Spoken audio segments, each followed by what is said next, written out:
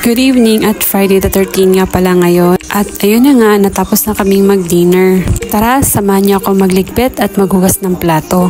While nagliligpit ako dito, pag-uusapan natin kung ano nga ba ang Friday the 13th. Meron kasing nagsasabi ito ay hindi maganda.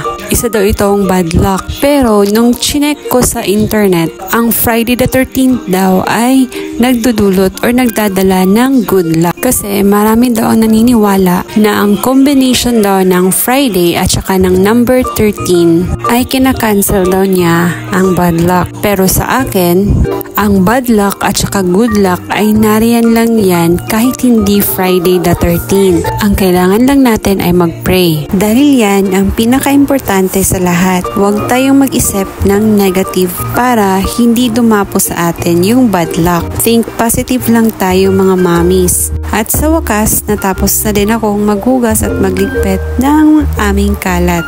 Good night! Bye!